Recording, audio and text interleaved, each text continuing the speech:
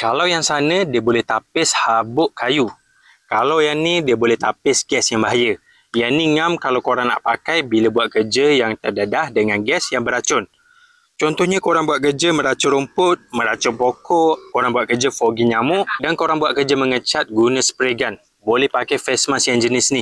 Jenis pakai filter yang boleh buka pasang macam ni. Dia punya filter korang boleh tarik macam ni. Bahagian filter belah sini, bahagian body face mask belah sini. Mudah untuk servis bila boleh buka macam ni. Untuk tampal pun mudah, korang tinggal tampal je macam ni. Filter dia ni kalau korang dah lama pakai, boleh buka tau.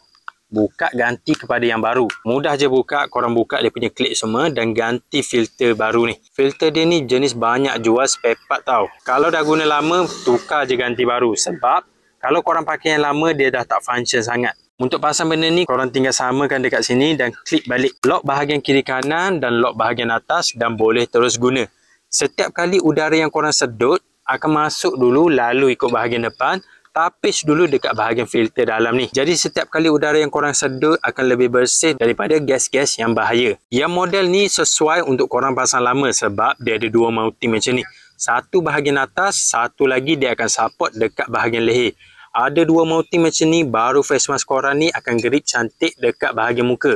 Kalau ada satu mounting je, face mask ni dia tak akan grip cantik. Dia mudah untuk tanggal. Jadi bila korang guna, banyak udara yang bocor dekat bahagian sini. Dia tak berapa efisien. Kalau dua mounting macam ni, dia boleh lekat dengan cantik ikut bentuk muka korang.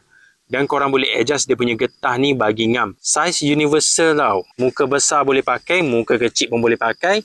Adjust je dia punya getah ni ikut saiz bentuk muka korang. Getah dia pula jenis lembut. Getah ni akan grip cantik dekat bahagian muka korang. Kalau nak pakai lama, getah macam ni baru selesa. Jadi kalau korang nak cari face mask yang boleh tapis gas bahaya, sesuai untuk guna bila buat kerja meracun pokok, meracun rumput, buat kerja fogging nyamuk dan buat kerja mengecat guna spray gun, korang boleh pakai face mask yang ni. Getah dia lembut, mounting dia ada banyak, filter dia boleh ganti. Korang boleh check face mask ni dekat link video.